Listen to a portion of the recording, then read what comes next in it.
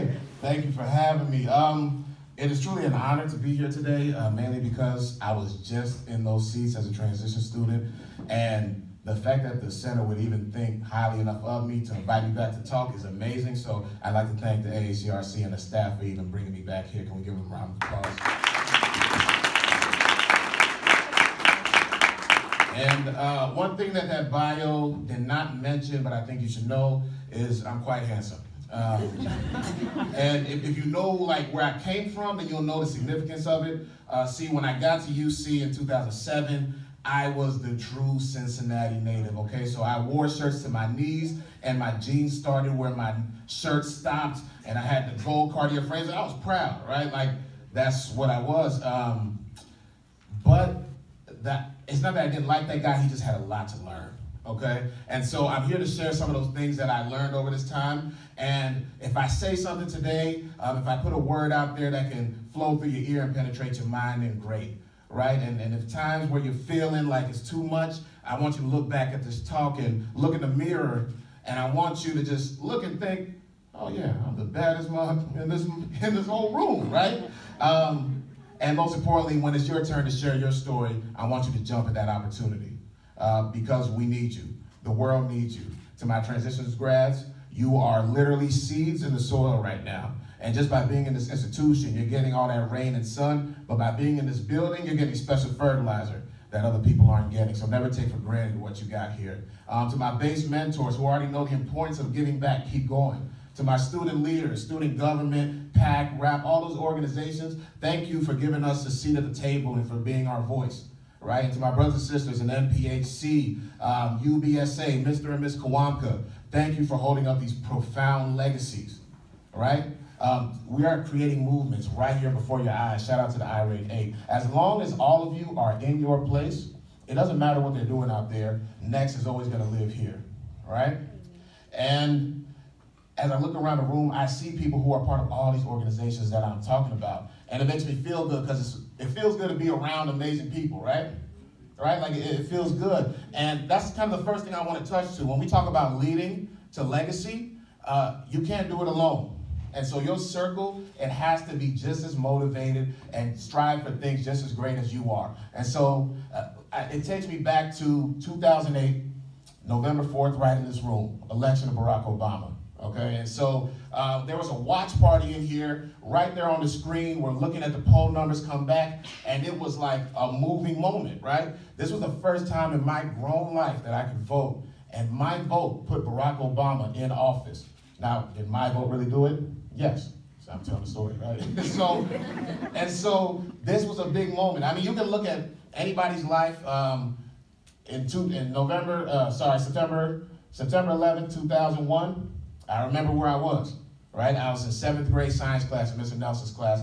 Teacher runs in and says they took down the towers, right? You can ask some of our more seasoned folks, where were you when the OJ trial was read?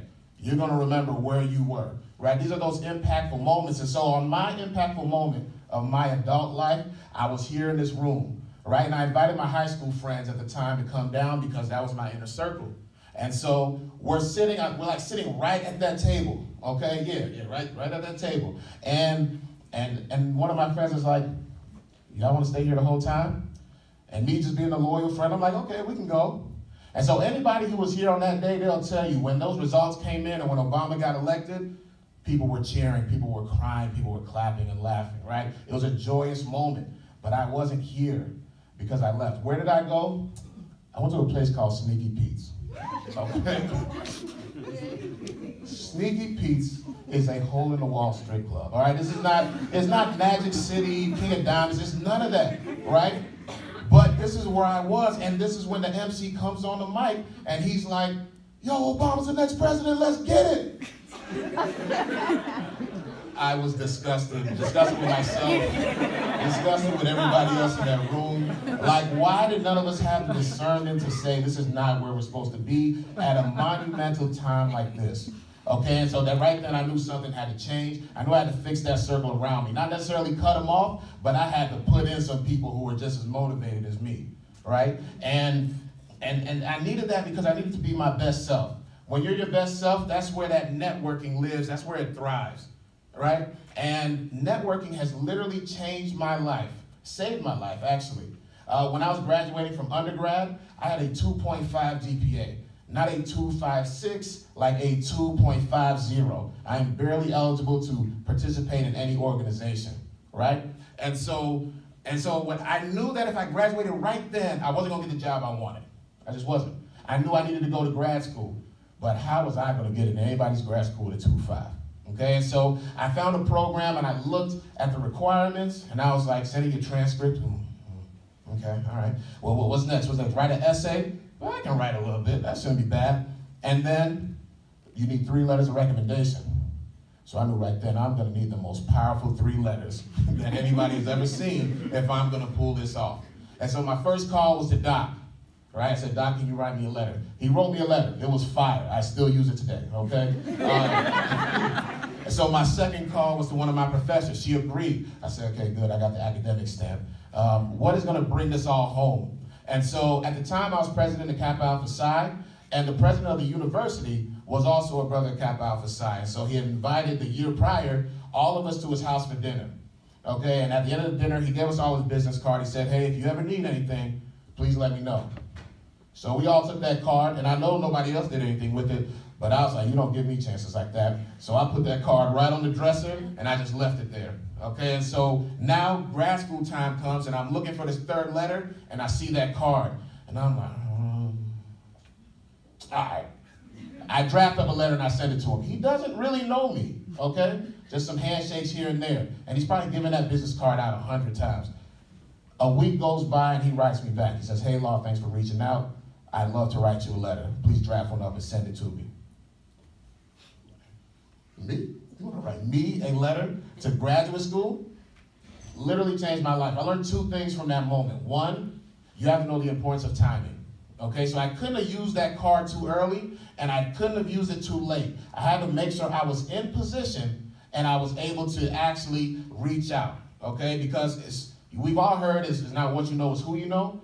But it's also, it's not what you know, and it's who you know, but it's what they know about you as well, right? And so I had to make sure that I was working and putting myself in position so that I could even be put on in that way. And I didn't make him look stupid by recommending me. And 2, I had to step out of my comfort zone, right? I could have just been worried about rejection. This dude is way too important to be writing a letter for someone he doesn't know that well. But I reached out, I took that step, and he did. And those 2 things really changed my life, and it let me know the importance of confidence and starting with yourself. Now, you'll notice that when I started this talk, what was my first words? My name is Law, and I'm handsome, right?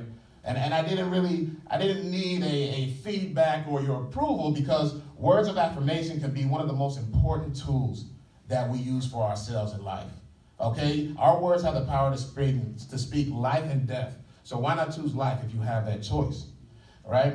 And these things are what makes your legacy. And so I've talked a lot about leadership, but I want to touch on this thing about legacy, what you leave for others, especially because right out this window is the newest residence hall, right? Named after one of Cincinnati's greatest activists, one of this institution's greatest grads, Lady of Alpha Kappa Alpha. I mean, just phenomenal woman in Marion Spencer, right? And Marion Spencer is not going to lay her head in that building one day. You're never going to see her come out of room 301 after sleeping on a twin extra long bed, right? But she still did things, and she still sacrificed so much to make sure that you could lay your head in that bed if you wanted to. And that's the legacy that we need to leave for those coming behind us. There is an African proverb, and the proverb said is that if a child is not initiated into the village, that child will burn the village down to feel its warmth. Okay? Just let that sit with you. And I know we're all still trying to discover our true selves, but we don't need to be giants to make this change I'm talking about. As of right now, it's become all of our responsibilities to make sure that the ones behind us are going to be initiated. All right? And how do you start that? Well, first step, all of you have a story to get to where you are today, right now. Share it with someone that wants to listen. Thank you.